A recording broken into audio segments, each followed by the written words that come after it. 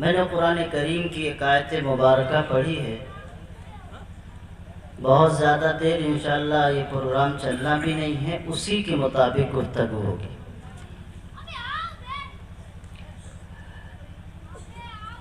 بڑے اچھے انداز میں اس سے پہلے مفتی افضل صاحب قاسمی نے آپ حضرات کے سامنے دین کی باتیں رکھی ہیں.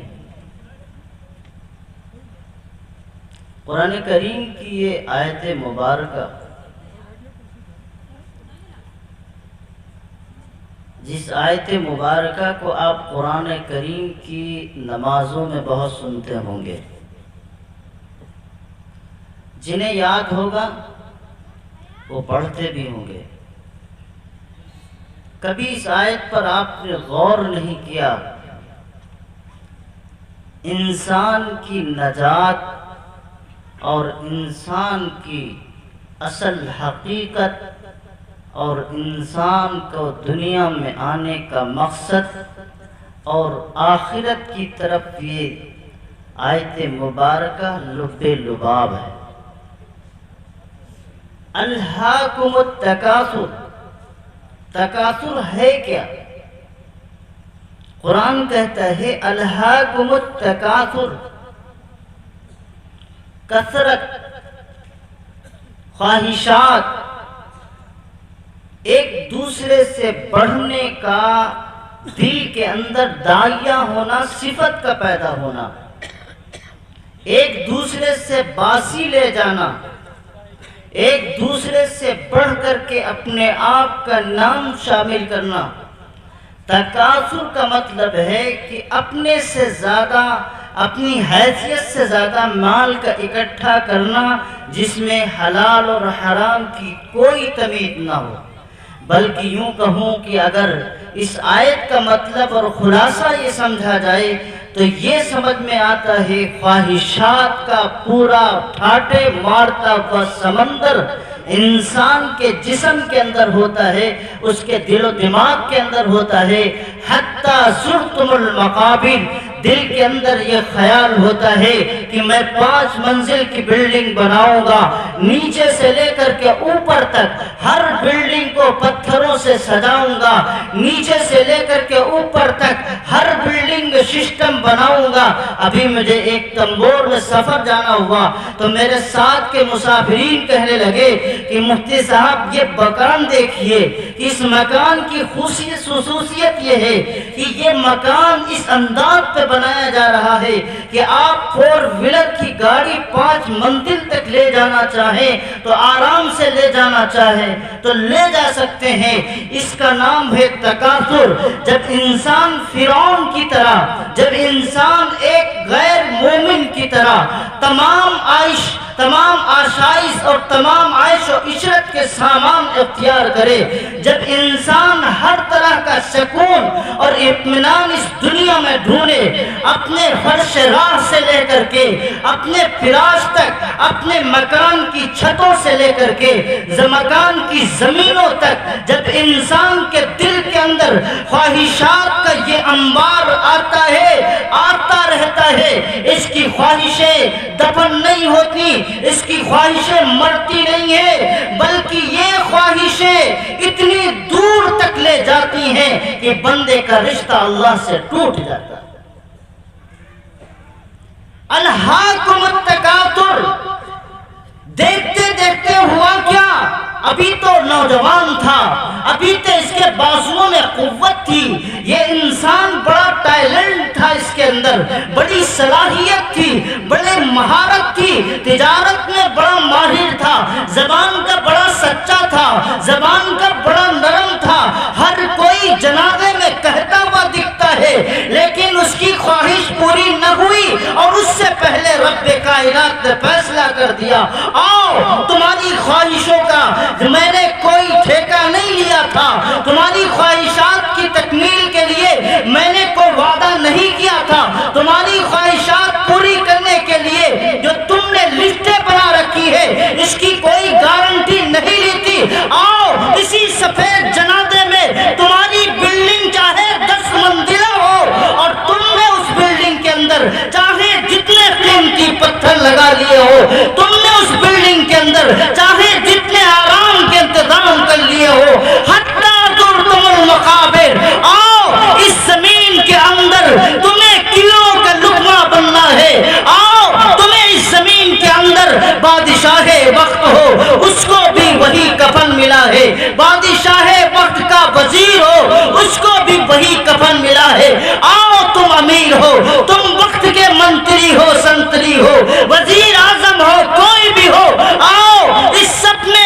کوئی کالا ہے، نہ گورا ہے، نہ عربی ہے، نہ آدمی ہے، نہ کسی برادری کا ہے، اور جنازہ اٹھتا چلا جا رہا ہے، حتیٰ زرتم المقابر، قبرستان میں دفن کر کے چلے آتے۔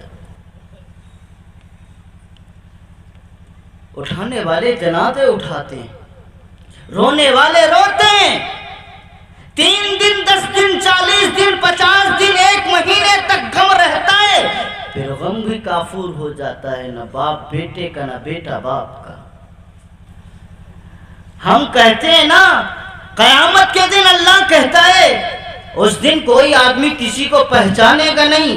قیامت کا منظر کسی کے مٹی کے اٹھتے ہوئے دیکھ لو نا، جب مٹی اٹھتی ہے جانے کا قبرستان پہنچنے کے بعد 10 دن نہیں گزرتے، گھر کے بیٹے بیٹھ کر کے فیصلہ کرتے ہیں ابا کی جائیداد کتنی، لاؤ اس کا رجسٹر، لاؤ اس کی لسٹ۔ ابا قبر میں کس حال میں ہیں، ان کی زندگی کا کون سا حال ہے جس پر اللہ نے قبر کے اندر اس کی بخشش کی ہوگی؟ نئی فکر، ڈبے اٹھا کے مسجدوں میں دے دو بخشش ہو جائے گی۔ یاد رکھیے گا یہ جو ہمارا مزاج بنا ہوا ہے نا کہ یہ ڈبے الومنیم کے لے کر کے اس میں نام لکھا دو، برائے ایصال ثواب حاجی فلاں صاحب محلہ فلاں قصبہ فلاں ضلع، یہ جتنا لے کر کے بنا کے مسجدوں میں دے دیتے ہو نا، کبھی ایک آدمی ایک پارا اٹھا کے نہیں پڑتا۔ رکھے ہیں درجنوں نہیں سینکڑوں رکھے ہوئے ہیں۔ کیوں؟ تمہارا کوئی باپ کا نوکر ہے جو تمہارے لائے ہوئے اس قرآن کو پڑھے گا؟ تمہارے ابا کے نام پہ بخشے گا؟ تم نے ابا کے لیے کیا کیا، اماں کے لیے کیا کیا، بھیا کے لیے کیا کیا؟ بڑی محبت جتاتے ہو، تم نے کیا کیا؟ تم تو بیٹھ گئے یہاں ابا مرے ہیں تو جائیداد کی تفصیل دو، بڑے بھیا کے پاس کتنی جائیداد ہے، چھوٹے بھیا کے پاس کتنی جائیداد ہے۔ حتیٰ زرتم المقابر، خواہشاتیں پوری نہیں ہوتی، ہزاروں خواہشیں ایسی کہ ہر خواہش پہ دم نکلے، بہت نکلے میرے ارماں پھر بھی کم نکلے۔ خواہشات کا بندہ جو ہوگا اس کی خواہشیں پوری نہیں ہوگی، آنکھیں بند ہو جائیں گی، لیکن خواہشات کی فہرست بند نہیں۔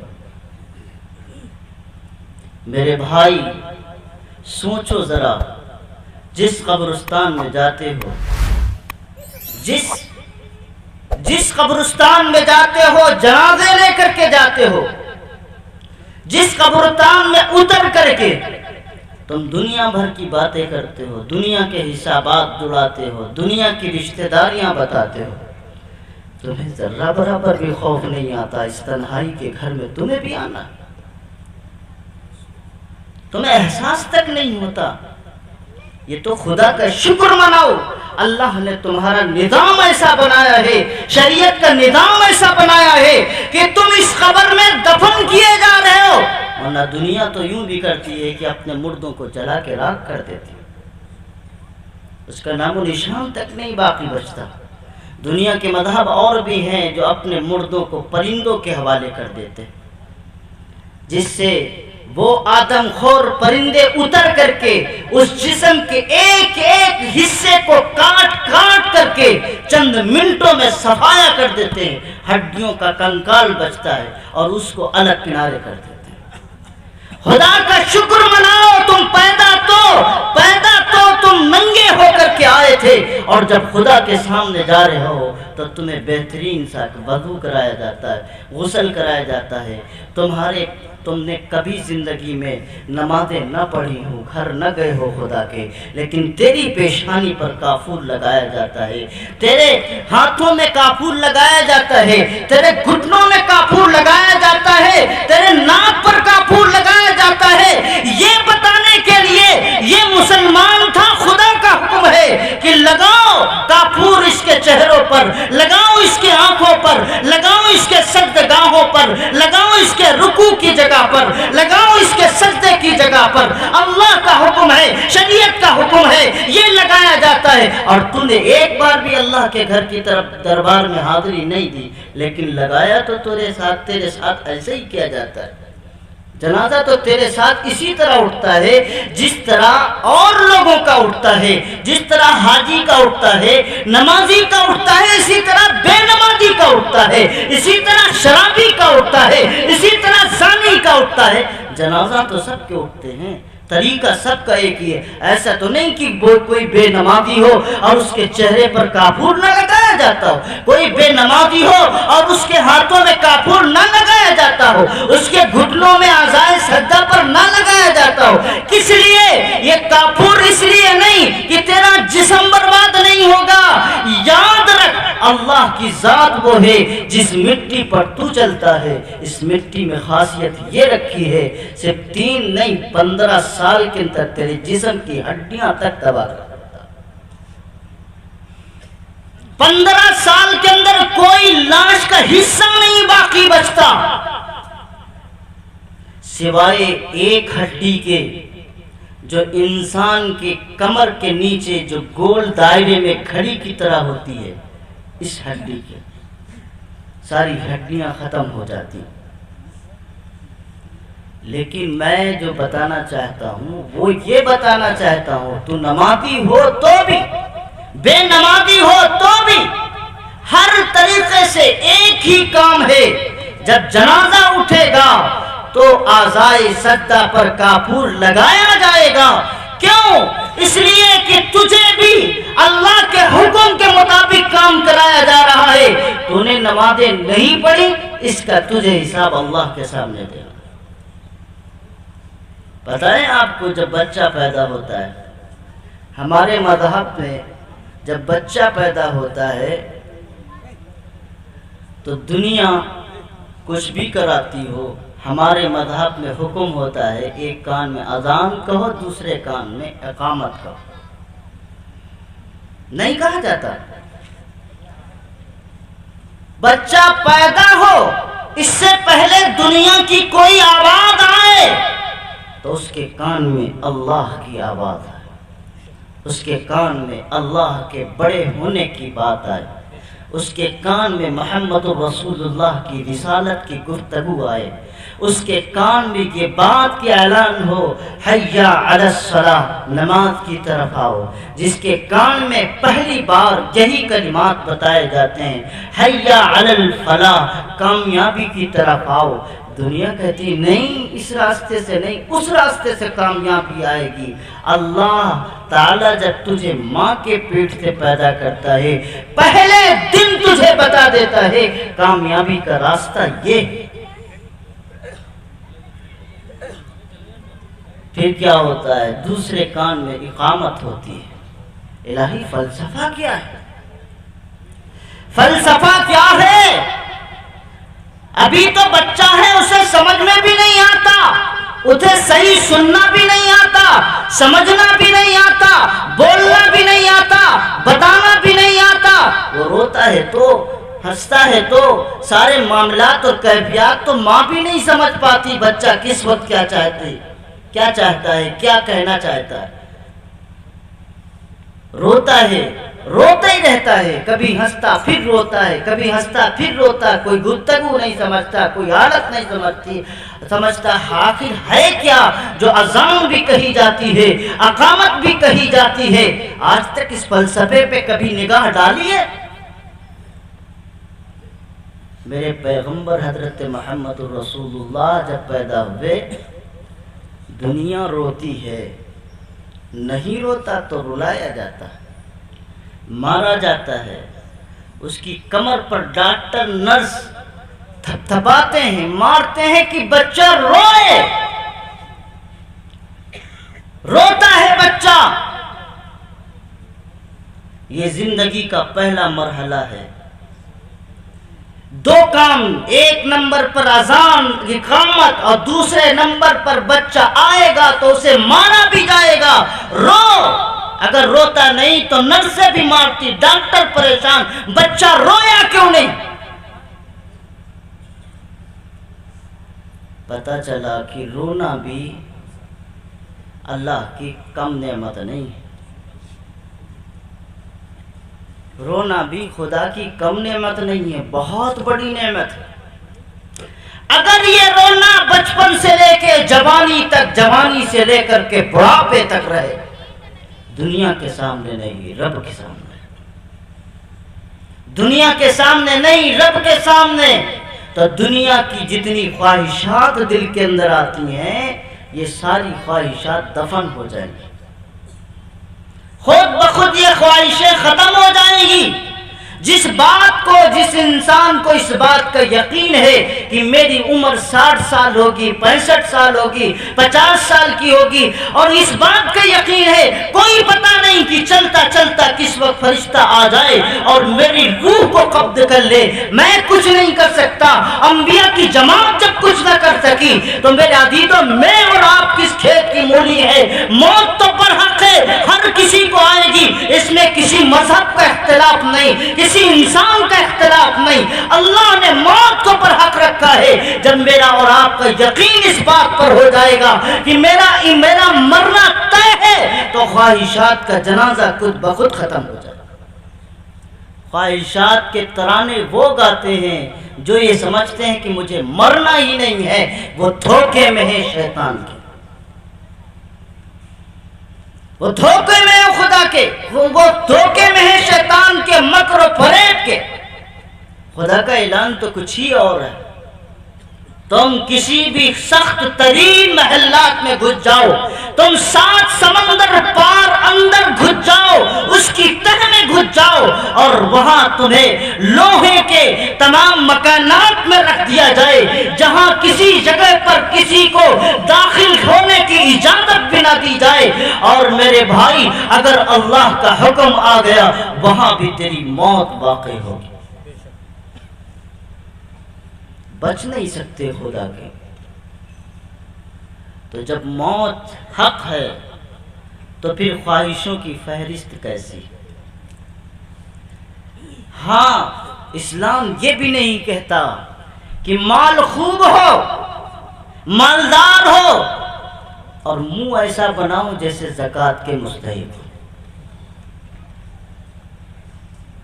हमारे मुआशरे में ये क्या आप समझते हैं कि बहुत अच्छी चीज है? अगर कोई समझता है तो कान खोल के सुन ले।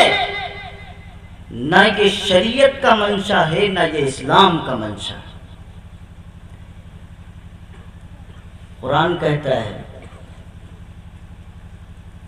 बिनिअमति रब्बिका फहद्दिस, रब ने जब तुम्हें नेमत से नवाजा है तो उससे जाहिर करो। अल्लाह ने नवाजा है तो अच्छे कपड़े पहनो। इसका मतलब ये नहीं है कि इतने अच्छे पहने जाएं कि पूरे मोहल्ले में बताया जाए हमसे ज्यादा कीमती कपड़ा कोई नहीं लाता। हम लखनऊ के सहारा में लेके आते हैं, सहारा माल से, हम लखीमपुर के माल से खरीद के लाते हैं। याद रखना, पढ़ अभी तो तू अपने जिस्म पे खूब पहन ले, लखीमपुर का उसके माल का लेके आ, गोला का माल का लेके आ, दुनिया की किसी जगह से लेके आया। चल, अब माल का सिलसिला ही खत्म है, मोबाइल अपने हाथ में, और दुनिया की सबसे ब्रांडेड किस्म के जूते, मोबाइल, घड़ियां, सब कुछ इस्तेमाल कर ले, लेकिन कल को जब तेरा जनाजा उठेगा तो वहां ब्रांड नहीं चलेगा, ब्रांड नहीं चलेगा। एक गरीब का जो जनाजा उठता है, जो कफन लगता है, जितने टुकड़े वहां लगते हैं उतने ही टुकड़े तेरे में लगे। ये जो नहीं कहते नहीं, अजी हमारे पास तो कुछ भी नहीं है, हमारे पास क्या रखा हुआ है, ये खुदा की नाशुक्री है। हाँ, आप ये कह सकते हैं कि अल्लाह ने मुझे जो नवाजा ये खुदा का शुक्र, अल्लाह हर हाल में खुश रखता है। ये नाशुक्री हमारे मुसलमानों में आम हो चुकी है। दीनी तकाज़े आते हैं, ये मकरूज है, कर्जे में है, काम नहीं चलता, कारोबार ठप है। जब ख्वाहिशात का मसला आता है तब कौन मौलवी साहब, कौन मुफ्ती साहब, कौन कारी साहब, कौन क्या, कुछ मतलब नहीं है। सारी ख्वाहिशात की फहरिस्तें आपके पास होती हैं, जो मन चाहता है वो करते हैं आप। قرآن کی جو میں آیت پڑھ کے سنا رہا ہوں، مطلب بتا رہا ہوں، تمام تمہاری خواہشیں چاہے جتنی بڑھ جائیں، لیکن منزل قبر ہے۔ حتی زرتم المقابر، خواہشیں پوری نہیں ہوں گی کہ انسان کی اچانک آنکھ بند ہو جائے گی، اور جب قبر میں آنکھ کھلے گی تو وہ دیکھے گا کہ میں قبر کے اندر۔ اللہ نے نعمت کی دی ہے تو اس کا اظہار کرو۔ ایمان سب سے بڑی نعمت ہے، تو اس نعمت کا بھی اظہار ہونا چاہیے۔ ہم ایسے علاقوں سے ٹوپی اندر کو رکھ لیتے ہیں جہاں یہ محسوس ہو کہ ہم مسلمان ہیں، کہیں بے عزتی نہ ہو۔ یہ ایمان ہے؟ تم مانو ایسے ایمان پر۔ ایمان کا تو یہ حال ہے، چاہے کتنا بڑا سامنے دشمن موجود ہو اور تمہارے جانوں پر خطرہ ہو، تب بھی اپنے ایمان کے اظہار میں ذرہ برابر بھی کمی نہیں آنی چاہیے۔ کیوں تمہاری ٹوپیاں تمہاری جیبوں میں چلی جاتی ہیں؟ کیوں تمہارے اسلامی شناخت تم سے دفن ہو جاتے ہیں جب تمہیں دکھانے کی ضرورت ہوتی ہے؟ ایمان کی بات کرتے ہو، بڑے مسلمان بنتے ہو پکے۔ ایمان تو یہ ہے، چھاتی مار کے کہو ہم کسی بھی جگہ پہ جائیں گے اپنی اسلامی شناخت کے ساتھ جائیں گے، اپنے ایمانی آثار کے ساتھ جائیں گے، اپنے ایمانی حالات کے ساتھ جائیں گے، دنیا کے کسی بھی قوت سے اور کسی انسان سے نہیں ڈریں گے۔ انی اخاف اللہ، مجھے تو صرف خدا کا خوف آتا ہے۔ مسلمانوں، اگر تمہارے دل و دماغ میں اللہ کا خوف آ جائے، دنیا کی ساری سلطنتیں، بڑے بڑے حکمراں، بڑے بڑے بادشاہ، بڑے بڑے وزیر آپ کے سامنے کھڑے ہو جائیں، آپ کے پیروں میں لرزہ نہیں آ سکتا۔ ایک پولیس کی وردی پہ گھر میں گھس جاتے ہیں، اتنے بڑے ایمان والے۔ ایک ڈنڈے پر بے ہوش ہو جاتے ہیں، اتنے بڑے ایمان والے۔ یہ ایمان والا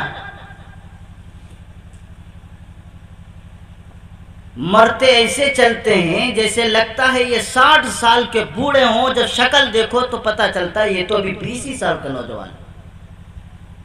میرے پیغمبر نے کیا فرمایا؟ سنو پیغمبر کا اعلان، المومن قوی، المومن قوی، مومن جو ہوتا ہے، جو طاقتور ہوتا ہے، وہ کمزور سے زیادہ بہتر ہوتا ہے۔ حضرت عمر فاروق رضی اللہ تعالیٰ عنہ کا حال کیا تھا پتہ ہے؟ اگر کوئی مسلمان دھیرے دھیرے چلتا تھا اور اپنے کمزوری کا احساس کراتا تھا تو پیچھے سے چابو لگتا تھا، کیا کر رہا ہے؟ آج لوگ سمجھتے ہیں بڑے دھیرے دھیرے چلتے ہیں، بڑے نیک ہیں، بڑے متقی ہیں، بڑے صوفی ہیں۔ یہ صوفیت نہیں ہے، مکاری۔ مسلمان تو تیز ترار ہونا چاہیے۔ مسلمان کا تو یہ حال ہے، جس علاقے میں جائے وہاں پر اللہ کی شان کو اور اللہ کے دیے ہوئے ایمان کا ہر جگہ ہر مقام پر اپنا نور پیدا کرے۔ میرے بھائی، چراغ چراغ سے جلتے ہیں۔ ایک چراغ جلے گا تو ہزاروں چراغ جلتے ہیں۔ دل میں اگر ایمان ہے تو اس ایمان کے نور کو ہزاروں انسانوں کے دلوں کے اندر اپنے ایمان کی روشنی کو ڈال سکتے ہو۔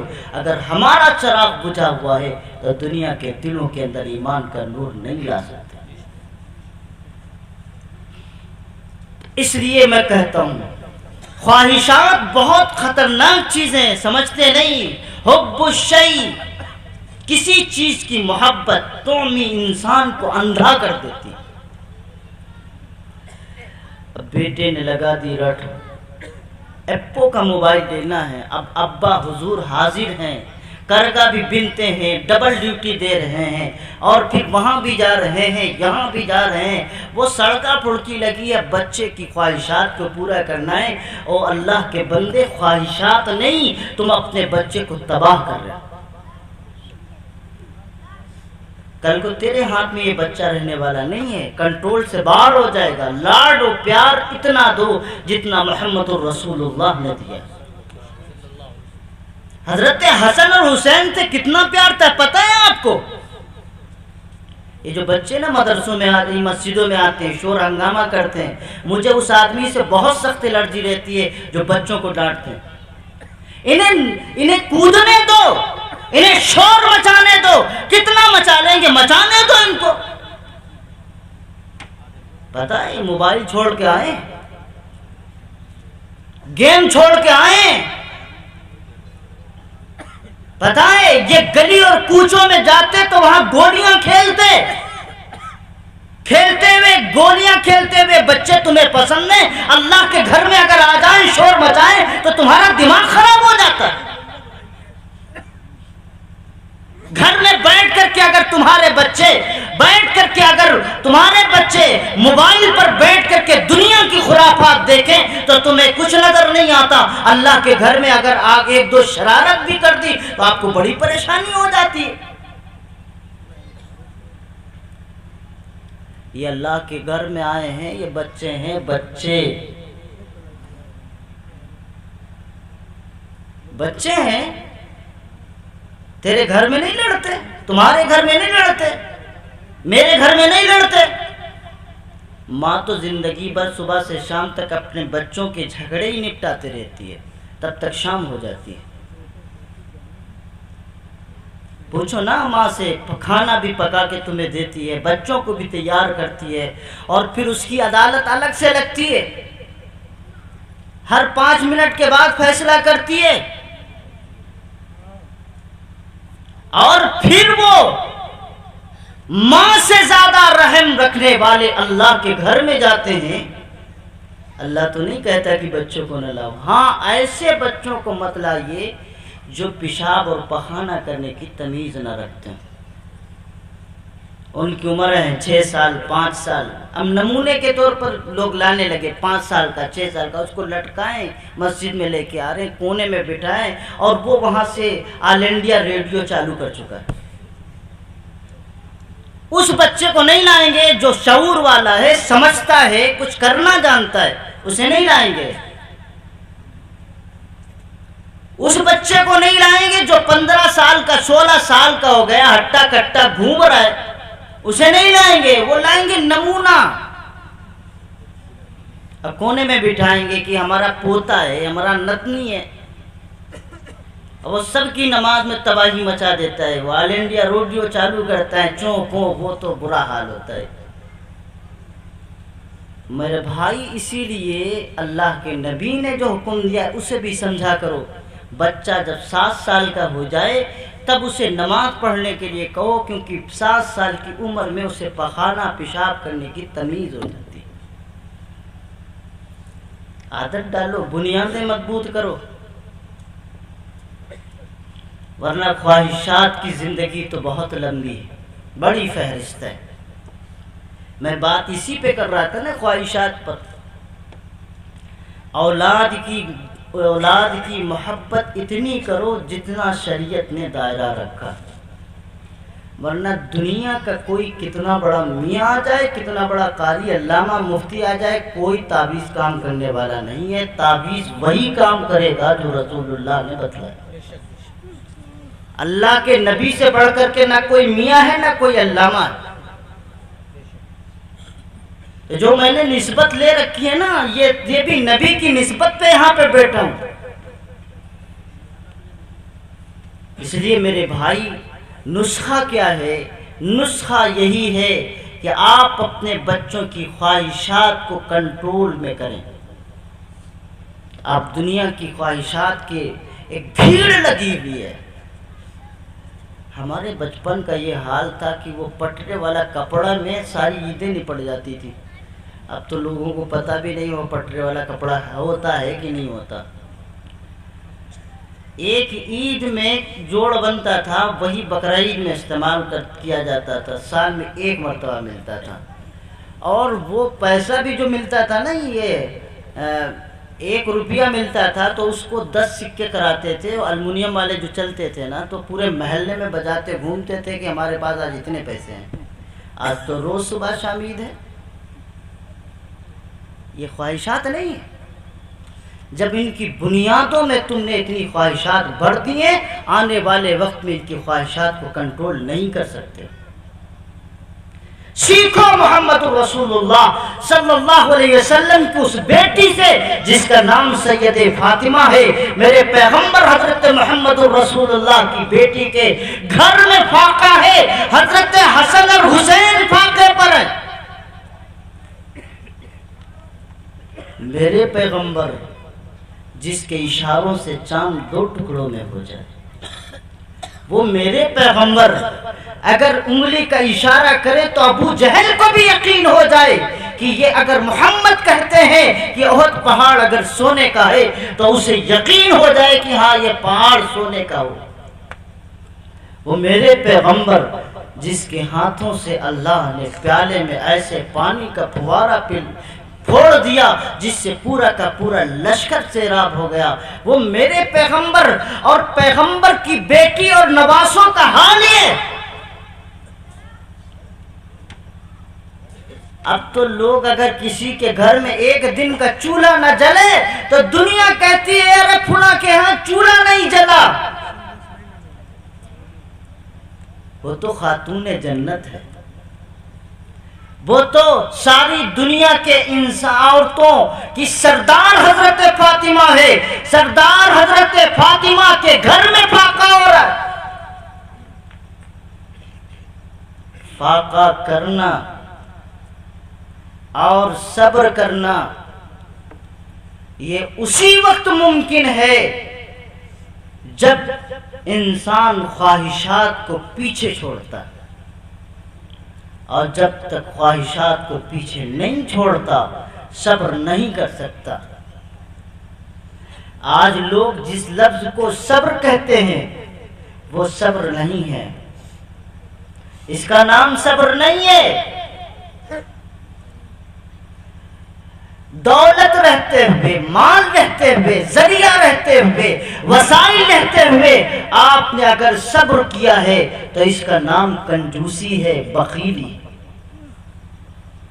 مسئلہ تو جب ہے کہ جب ہو بھی نہ کچھ، کسی سے کوئی شکوہ اور شکایت بھی نہ کی جائے، کسی کے سامنے ہاتھ بھی نہ پھیلایا جائے، اس کا نام ہے صبر، اس کا نام ہے قناعت۔ قناعت تو پیغمبروں کی خوبی ہے، قناعت تو اولیاء اللہ کی خوبی ہے۔ ایک گھر میں ایک بھوکا رہ جائے، پورا محلے میں ہنگامہ مچ جاتا ہے کہ فلاں کے یہاں تو چولہا نہیں جلا، ارے ایک دن فاقہ کرنے تو دو، خدا کی خدائی اس کے سامنے نظر آئی۔ دیکھو نا کتنا ایمان ہے اللہ کی ذات پر۔ بچوں کی تربیت کیسے کی جاتی ہے؟ بایزید بستامی رحمۃ اللہ علیہ، واقعہ سنا دو بات ختم کر دو۔ بایزید بستامی کا نام سنا ہوگا، بہت بڑے بزرگ۔ مائیں کس طرح اپنے بچوں کو تیار کرتی تھی، آج تو مائیں اپنے بچوں کو انگریز بناتی ہیں۔ تیار کر کے وہ اپنی آنکھوں سے کاجل نکال کر کے یا بچے کے آنکھ سے کاجل نکال کر کے اس کے گال کے کنارے لگا دیتی ہیں، ہائے اللہ کہیں نظر نہ لگے۔ نظر تو تیری پہلے لگ رہی تھی، ایسے کہیں نظر بچ جاتی ہے، نظر تو تیری لگ گئی۔ یہ ہائے ہائے کے الفاظ استعمال کیے جاتے۔ میرے بھائی، حضرت بایزید بستامی بچوں کی کیسی، بایزید کی ماں نے کیسے تربیت کی۔ آج تو جب نکاح کا نمبر آتا ہے تو نوجوان برا نہ مانیے گا، وہ بھی سوچتا ہے کہ دنیا کی سب سے بڑی حسین کائنات ابھی جنت سے تازہ تازہ اتر کے آئی اور وہ ہمارے گھر میں آئے تو بالکل ملکہ وقت۔ او بھائی، کس دنیا کی بات کر رہے ہو؟ جنت میں اگر تو کہتا، طلب رکھتا تو کہا جا سکتا تھا یہ دنیا ہے، دنیا آنکھیں کھول لے۔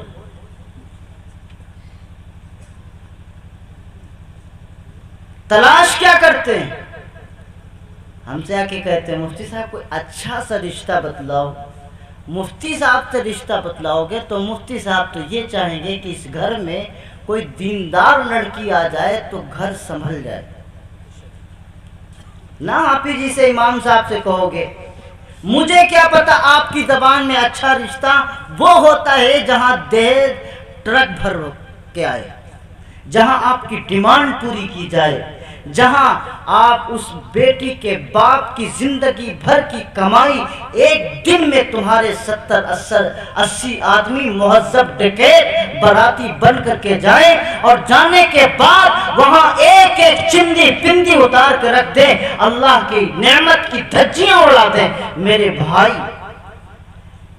کس بیٹی کے پاس جاتے ہو؟ کل کو تمہاری بھی بیٹی ہونے والی ہے، کل تمہارے یہاں بھی بیٹیاں ہوں گی، کل تمہارے یہاں بھی بچیاں ہوں گی، تمہاری بھی بہنیں ہوں گی. بند کر دو تماشائی، یہ خواہشات کے دروازے بند کر دو. نہیں، ہماری جب بارات جائے گی تو پورا لہر پور دیکھے گا. کیا کر لو گے بھائی دکھا کے؟ اگر تاج محل بن جاتا ہے اس دکھا کے تو چلو ٹھیک ہے، ایک عجوبہ سے. اگر ٹھیک ہے جتنے ساتھ تیرے جا رہے ہیں براتی نا سب کے لیے جنت کا ٹکٹ تو کروا دیتا تو بھی سودا منظور ہے. چل بھائی سب کی عزت تو دلا دیتا ہے تب بھی منظور ہے. کیوں بیجا رسموں میں پڑے ہو؟ خواہشات کا تو دریا ہوتا ہے. او بھائی چند لوگ چلے جاؤ بچی کے گھر میں. میں اتنا بڑا متقی پرہیزگار بھی نہیں ہوں جو میں بتلاؤں کہ ہاں بھائی ایسا کرو، مسجد میں لڑکی کو بھی بلا لو، لڑکے کو بھی بلا لو، امام صاحب کو بلا لو، نکاح ہو جائے بات ختم. ایسا بھی نہیں، لیکن کم از کم اتنا تو کرو جو غیر مسلم بھائی جن معاملات میں آج گھرے ہوئے ہیں، جہاں ڈیمانڈ ہے تمام چیزوں کی، اپنی بچیوں کی شادی میں ان کے لالے پڑ جاتے ہیں. آج ہم نے تو اپنے سماج میں یہ سب مصیبتیں پیدا کر لی. معاف کیجئے گا، ہماری کھڑی ہوئی یہ دیواریں ہماری بچیوں کو ہمارے مذہب سے دور کر لی. نتیجہ نہیں سمجھ رہے ہیں آپ؟ ہماری بچیوں کو مجبور کر رہی ہے کہ وہ دوسروں کے جالوں میں پھنس کر کے، دوسروں کے ساتھ جا کر کے، اپنا مذہب چینج کر کے دوسروں کے حوالے ہو کے چلی جا رہی ہیں. کل اگر محمد رسول اللہ تمہارا دامن پکڑ کر کے تم سے پوچھیں، تمہارے محلوں میں، تمہارے گھروں میں، تمہارے شہروں میں وہ یتیم بچی تھی یا کوئی ایسی غریب بچی تھی، تم نے اس کا حال نہیں لیا اور اس نے اپنے ایمان کا سودا کر لیا، ایک ایک بندہ اللہ کے سامنے جواب نہیں دے سکتا. یہ میں جھوٹ کی بات نہیں کر رہا، نہ ہوا کی بات کر رہا. ریکارڈ ہے میرے پاس پورا موجود. 18,000 بچیاں وہ ہیں جنہوں نے اپنے نام کا باقاعدہ سرکاری رجسٹر میں اندراج کرایا ہے غیر مسلم مردوں کے ساتھ اپنا رشتہ کرنا. کیا سمجھ رہے ہیں آپ؟ یہ قریب کی رپورٹ ہے. یہ میں وہ بتا رہا ہوں جو سرکار بتا رہی ہے، ورنہ محلات تو واقعات روز ہوتے ہیں. یہ صرف خواہشات کا دریا ہے. جب گھروں کے اندر نوجوانوں میں خواہشات کا یہ عالم ہوتا ہے، وہاں باپ جو بیٹھا ہے بیٹی کا زندگی بھر کی کمائی اکٹھا کرتا ہے، ایک بیٹی کے نکاح کے لیے ساری کمائی قربان کر دیتا ہے. اس لیے میرے بھائی میں بات کر رہا تھا تربیت پر کہ کیسے میرے پیغمبر حضرت محمد رسول اللہ صلی اللہ علیہ وسلم نے بچوں کی تربیت کی ہے، کیسے نبی نے تربیت کی ہے. یزید بستانی کی بات آئی ہے تو کون با یزید بستانی، روز جب بچہ پڑھ کے آتا با یزید بستانی تو کیا کہتی اس کی ماں کہ سنو بستر اٹھو وضو کرو. وضو کرنے کے بعد ماں کہتی کہ تم مصلی بچھاؤ، کھانا ہے نا، بھوک لگی.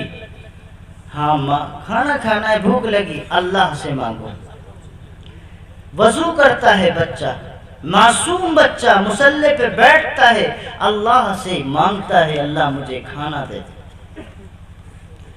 بچے کو پیاس لگتی، ماں کہتی وضو کرو، دعا مانگو، پیاس بجھ جائے گی، پانی آ جائے گی۔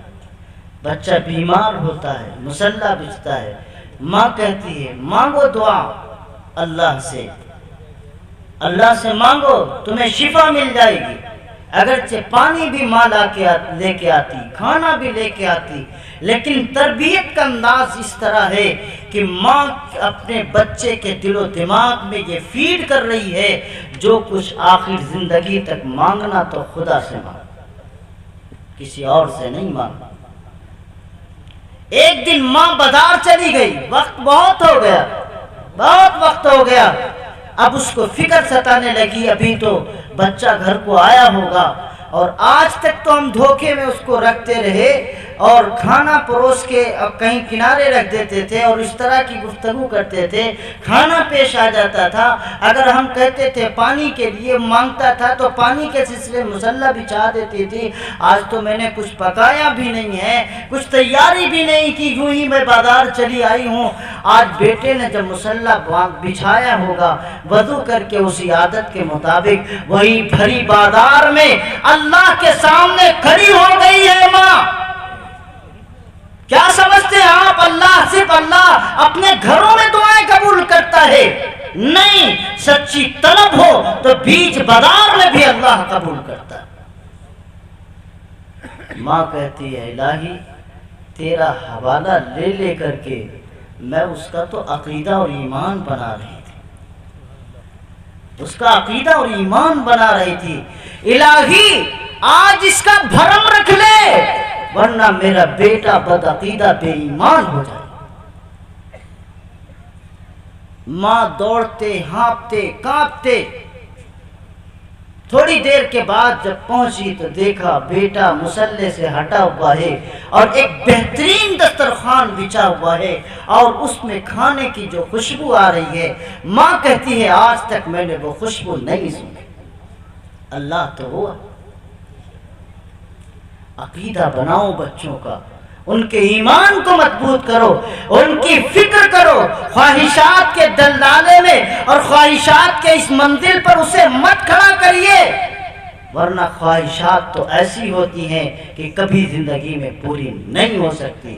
جب یہ خواہشات پوری نہیں ہوتی، دن بدن آگے خواہشات بڑھتی رہتی ہیں، اور تمہارا بچہ جب بے لگام ہوتا ہے تو یہی بچہ جو آزاد خیال ہو جاتا ہے اور تمہارے پیار اور لاڈ کے چکر میں تمہاری دولتوں کے انبار کو خرچ کرنے کی وجہ سے یہ بچہ پھر نشیڑیوں کے حوالے لگتا ہے، یہ بچہ ان نشہ کرنے والوں کے حوالے لگتا ہے، کیونکہ نشے کرنے والی ٹیمیں ایسے بچوں کو تاڑتی ہیں جو گھر سے زیادہ مضبوط ہیں، ان کے پاس خود کے پاس تو کچھ ہوتا نہیں۔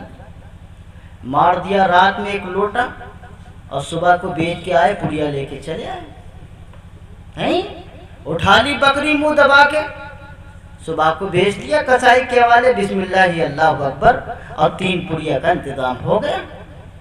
نہیں ہوتا، ان کا تو کام یہی ہے، لیکن جب مل جائے بینک، فبیا بہت اچھی بات ہے، تو فلانے آدمی کا لڑکا ہے، اب تو اس کو ہم اچھی طرح وہ دوستی گانٹی، پھر یہاں ہوٹل وہاں ہوٹل بازی، دھیرے دھیرے ایک وقت آتا ہے کہ صحبت صالح ترا صالح کنت، صحبت طالح ترا طالح کنت۔ بری صحبت انسان کو برا بنا دیتی ہے، اچھی صحبت انسان کو اچھا بنا دیتی ہے۔ اگر کتنا ہی سفید کپڑا ہو، اگر کسی ایسے لوہار کے پاس بیٹھے ہو تو اس کی چنگاریاں اگر آئیں گی تو تمہارے دامن کو بھی داغدار کر دے گی۔ اگر تم کسی عطار کے پاس بیٹھے ہو، کتنے ہی میلے کچیلے کپڑے ہوں، تمہارے دامن داغدار ہوں، لیکن جب وہاں سے واپس آؤ گے تو خوشبو لے کر کے آؤ۔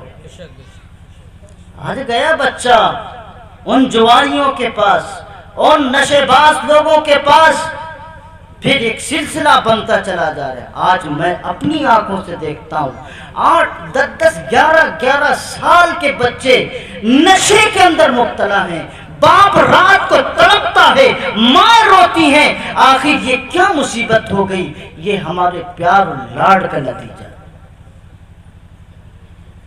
11 سال کے معصوم بچے جنہیں کوئی عقل اور ہوش نہیں ہے، خواہشات کا دریا تم نے ان کو دکھایا اور ان کے اوپر بے پناہ دولت خرچ کی، آخر وہ بھٹک گئے اس راستے پہ جس راستے پہ انہیں چلنا چاہیے تھا۔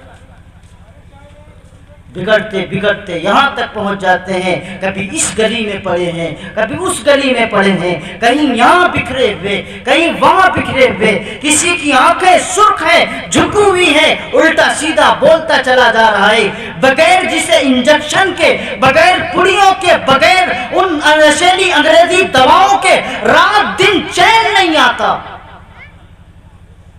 ایک تو وہ طبقہ ہوتا ہے جو بالکل نیچے طبقہ ہے، جس کے پاس کھانے کے پیسے نہیں، ایک وہ طبقہ ہوتا ہے جو سب سے امیر و مالدار گھرانے کا بچہ ہوتا ہے اور اس بچے کو مکمل آزادی ہوتی ہے۔